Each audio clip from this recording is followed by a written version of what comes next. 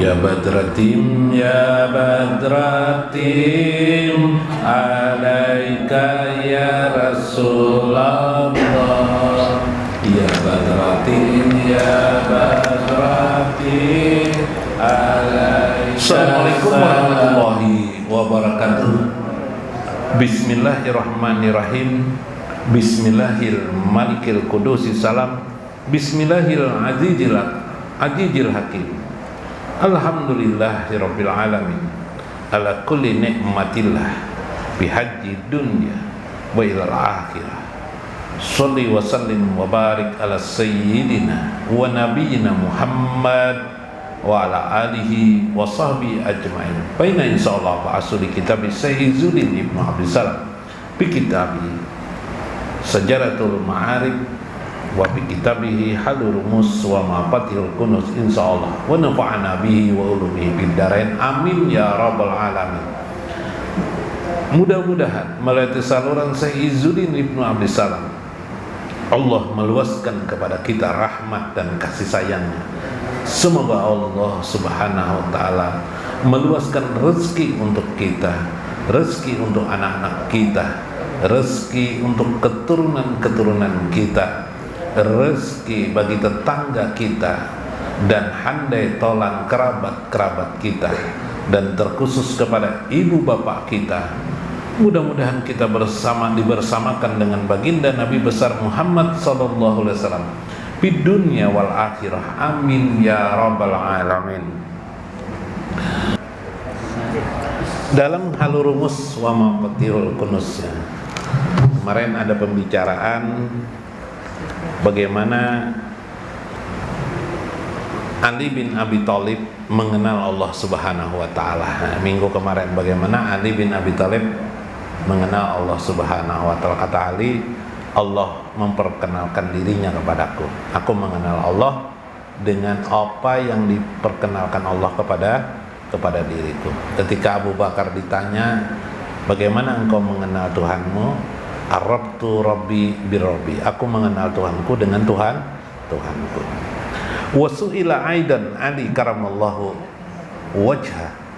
Adalah Ali karamallahu wajhahu. Ketika ditanya beliau, hal arabtallah bi Muhammadin aw arabta Muhammadan billah. Hai Ali, ketika ditanyakan sahabat yang lain, hai Ali, apakah engkau mengenal Allah dengan Muhammad atau engkau mengenal Muhammad dengan Allah? Bahasa lainnya, apakah engkau mengenal Allah melalui Muhammad atau engkau mengenal Muhammad dengan melewati Allah? Bingung Ali jawab nih. Pak ajaba Ali, maka Ali pun menjawab, lau arabtullah, andaikan aku mengenal Allah bi Muhammadin melewati Muhammad, ma'abadtuhu, pasti aku tidak menyembah Allah, karena aku ingin mengenal siapa yang disembah. Itulah, itu menurut Ali lah. Mungkin bingung kita pemahaman beliau, tapi kita dekatkan nanti pemahamannya. Walakinna Muhammadun, tetapi Muhammad itu, Nabi Muhammad itu, ausyaqa fi nafsi minallah, beliaulah yang mempertebal keyakinanku pada diriku fi nafsi minallah, ya kan, daripada Allah. Oke, apa tuh?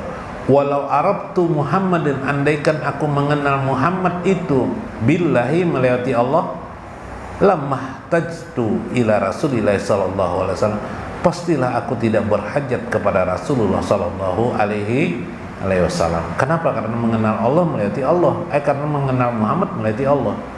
Walakinnallaha arafani nafsahu, tetapi Allah arafani nafsahu, memperkenalkan dirinya kepadaku. Nah, ya Allah, tapi Allah memperkenalkan dirinya nafsahu binafsi, dengan dirinya sendiri. Bila kaifa kamasa, tanpa bagaimana, kamasa tanpa dapat bagaimana bisa diperumpamakan. Wa ba'asa Muhammadan, tetapi Muhammad itu Allah lah yang mengutusnya Muhammad, bitablighi risalah, untuk menyampaikan risalah, wa tablighi ahkamil Quran, menyampaikan hukum-hukum yang di dalam Al-Quran, wa bayani mubadilatil Islam, menjelaskan menjelaskan hal-hal yang rumit ya di dalam Islam wal iman dan keimanan.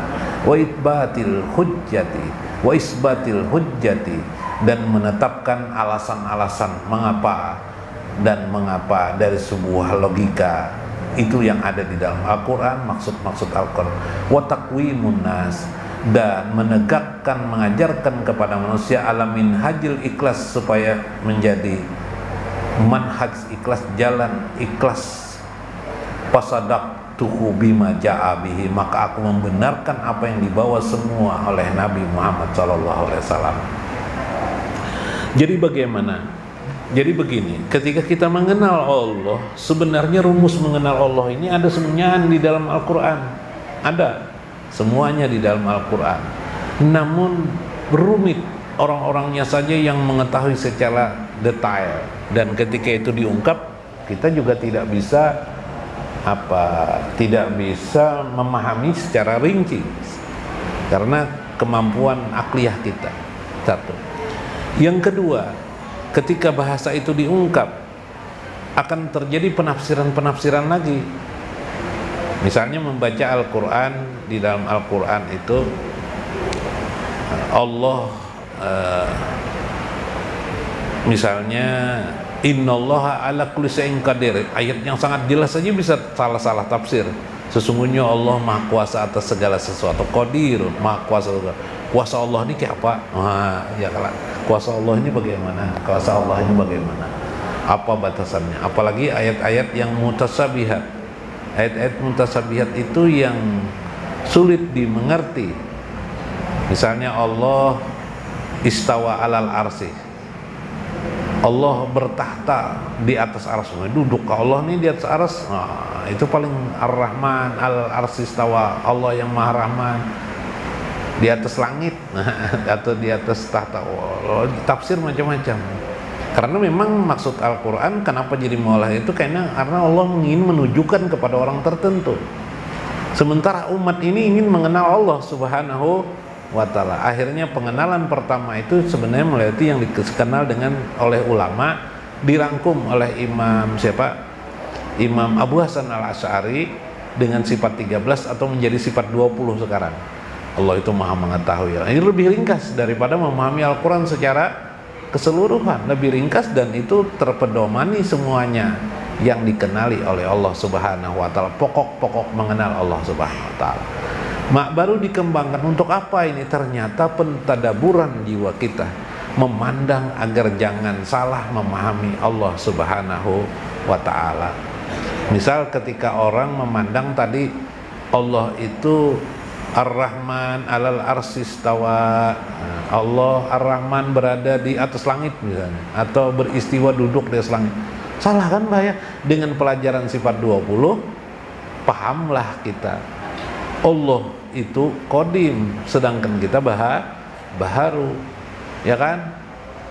Kalau aras itu baharu, masa Allah duduk mengambil tempat, kalah dengan alamnya sendiri, dengan ciptaannya sendiri. Ini salah, ini pemahaman yang salah. Karena itu Ali berkata, aku mengenal Allah tidak bisa bagaimana, diperumpamakan bagaimana, tapi aku merasakan, ya kan, merasakan Allah lah yang mengajari kepadaku. Contoh misalnya, ketika kita membumikan Al-Quran dalam konteks bisa dikatakan ini dari Al-Quran, bisa ini tidak di dalam Al-Quran. Karena mungkin pembelajaran secara khusus itu tidak ada. Misalnya kita hari-hari kita,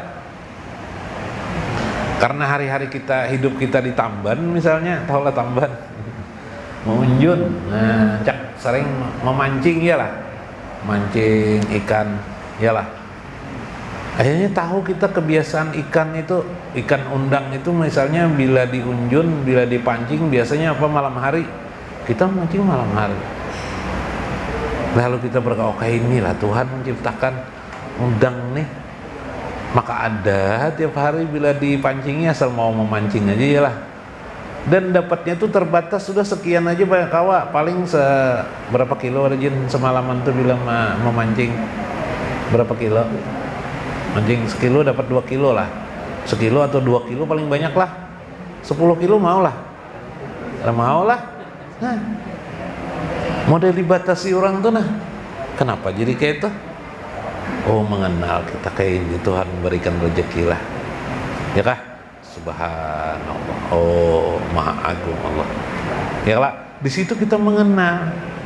Memang ketika Allah menciptakan sesuatu tidak dibiarkan Allah saja sebegitu saja, tapi dibatasi Allah juga orang mendapatkannya. Per orang sekian. Dan apakah kalau tidak ada yang memancing, apakah ikan apa tadi itu udang tadi itu makin banyak di sungai atau di laut? Tidak juga, banyak kayak itu juga ya kalah dipancing orang kayak itu juga ya kah? Subhanallah. Begitu melihat kita tanaman padi yang ditanam kita makan, yalah mengenyangi kita dipaksa oleh Tuhan harus makan dalam hidup ini. Kalau tidak makan kita kelaparan. Kalau kelaparan mati kita. Oh, dan itu berjalan sunnatullah itu terus menerus, la tabdilah li khalqillah, tidak bisa berganti. Itu namanya sunnatullah dalam Al-Quran, la tabdilah li khalqillah. Begitu Al-Quran menjelaskan. Lalu kita melihat di kehidupan sehari-hari, la tabdilah li khalqillah, tidak berubah. Oke, ini aja terus. Coba aja, kalau tidak percaya tidak makan, masih hidupkah katakah? Ya kelak. Nah, maka Allah memaksa manusia untuk hidup. Semangat dia untuk hidup, akhirnya dia mencari supaya dapat makan dalam hidupnya. Sesuap nasi dipaksa oleh Allah Subhanahu wa taala. Kenallah kita Allah yang maha memaksa, Allah yang maha al-qahhar, al-jabbar, Allah yang memaksa keadaan orang. Meskipun begitu manusia masih saja berkata bahwa dia berkuasa, gitu. Iya kah? Nah, ini yang dimaksud oleh Ali, aku kenal dengan Tuhanku, bagaimana Allah memperkenalkannya kepada. Jadi setiap orang itu bisa berbeda-beda, namun dasarnya sama. Dasarnya sama, yaitu seperti tadi itu pemahaman sifat 20. Nah, lebih melebar lagi dari sifat 20 itu yang disebut dengan Asmaul Husna, asma Allah Subhanahu wa taala. Mengapa kita terkontak terus dengan Allah Subhanahu wa taala? Jawabannya mudah. Karena ada yang pada diri kita ini rahasia. Ada rahasia asir, disebut dengan sir, rahasia Allah. Karena Allah, supaya hambanya bisa mengenal dengan Allah, maka didekatkan Allah lah sifat-sifat kita kepada sifat-sifat Allah Subhanahu wa taala. Sifat itu adalah yang disebut dengan sifat 7 tadi. Ya kelak. Sifat apa tadi tuh? Yang 7 tadi itu kudrat, ada kemampuan, iradat, berkehendak kita, apalagi ilmu kita, apalagi sama mendengar kita, basar, yalah melihat kita, kalam berkata-kata. Oh, lalu kepikir kita, Allah nih, kalau Allah ini sebagai Tuhan yang menciptakan aku, berarti lebih maha lagi daripada aku, gitu kan. Kalau aku ya paling aku kudrat kekuasaanku terbatas, akhirnya menyadari manusia kemampuannya terbatas. Nah kan, apalagi mendengar, kemampuan mendengarnya terbatas. Terlalu lebih bisa hancur juga telinganya, ya Allah. Wah, kelebihan mendengar. Yalah, orang berbisik cuma mendengar, pas truk lewat, ya Allah. Nah, hancur anu kita, pendengaran kita, yalah. Nah, keterbatasan itu mulai sudah situ, mulai kesadaran. Nah, ketika kita masih memperdalam lagi dalam ilmu ketauhidan, misalnya biasa orang di dalam tarekat itu la ilaha, seperti misalnya dalam kitab Amal Ma'rifah Syekh Muhammad Arsyad Al-Banjari, kata beliau, camkan di hatimu ketika mengucap la ilaha illallah, hilangkan bahwa dirimu itu bisa kudrat, iradat, la kudrata, ya la kudratun, nah kata dia, wala iradatun, tidak ada kudratku, tidak ada iradatku, jangan, apalagi tidak ada ilmuku, tidak ada ilmun, tidak ada sama mendengarku, tidak ada basarku, tidak ada melihatku, tidak ada kalam perkataanku, illallah, kecuali Allah. Jadi ketika menggunakan la ilaha illallah itu tuh sifat tujuh pada diri kita hilangkan. Bahkan sifat nafsiyah kita, wujud kita tidak ada, yang ada hanya Allah. Untuk apa sih itu menggambarkan tentang jalal dan jamal Allah, supaya timbul jalal dan jamal Allah. Jalal dan jamal, dengan begitu kita bisa merasakan jalal dan jamal. Makanya orang-orang pelajaran, orang-orang yang sudah ilmunya maklum, ilmunya tinggi, dia menghilangkan pemahaman wujud dirinya, seolah-olah yang wujud itu hanya Allah. Supaya apa? Bila itu terjadi, maka dia bisa merasakan kehebatan, kebesaran dan keagungan Allah Subhanahu wa ta'ala. Karena sifat manusia itu ada juga jeleknya. Bila sesama-sama levelnya aja, ya sudah, ya kelak. Misalnya apa? Andaikan presiden itu lahir tetangga pian dulu, tetangga pian presiden yang ada nih, nah misalnya tetangga pian, bisa pian mengatakan apa? Wah, itu biasa aja, itu kawanku main bola dulu, ya kelak, kawanku main bola. Begitu manusia. Maka ketika manusia melihat langit, dia terperanggah hebatnya langit. Harapannya tadi itu apa? Supaya dia sadar siapa yang menciptakan langit, siapa yang menciptakan diri. Tapi ada juga orang menyadari langit itu tinggi, Allah yang menciptakan, Tuhan kita. Tapi dirinya tetap saja sombong. Ada apa? Ini masalahnya. Maka perlu tadi menghapus diri. Ini yang disebut orang dengan panapil. Dengan pana itu menjadi terang benderang lah kehebatan Allah Azza wa Jalla. Pana yaitu menutup diri seolah tidak ada lagi, yang ada dirasakan hanya kehebatan Allah dan keindahan Allah Azza wa Jalla. Nah, inilah yang maksud dengan Ali bin Abi Thalib, yang rupa melihat sebenarnya diri itu sangat lemah dan tidak berdaya. Mudah-mudahan bermanfaat, mudah-mudahan kita mengambil hikmah di dalamnya.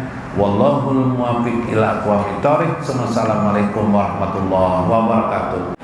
Bertapung-tapung tawar, kesan bunga seperti mawar. Apa guna bunga selangkar, mun kada tapalajar. Apa guna bunga selangkar, mun kada tapalajar. Allahumma sholli ala sayyidina Muhammadin Mustafa, salatan tarfa'una biha darajat, wa ala alihi wa sahbihi wa salim. Ya Allah, curahkan salawat salam kepada Nabi Muhammad terpilih. Salawat mengangkatkan derajat kami. Salawat salam pada kulanya, wanpa padaannya. Bertapung-tapung tawar, gesan bunga seperti mawar. Apa guna bunga selangkar, mun kada tapalajar. Apa guna bunga selangkar, mun kada tapalajar. Allahumma sholli ala sayyidina Muhammadin Mustafa, salatan tarfa'una biha darajat, wa ala alihi wa sahbihi wa salim. Jalan-jalan ka Banjar, banyak orang tak pelajar. Rugi hidup di Banjar, mun kada belajar. Rugi hidup di Banjar, mun kada belajar. Allahumma sholli ala sayyidina Muhammadin Mustafa, salatan tarfa'una biha darajat, wa ala alihi washabihi wasallim. Lakasi tulaka ke Majlis Nurullah, mengenal Allah dan Rasulullah, wadah menuntut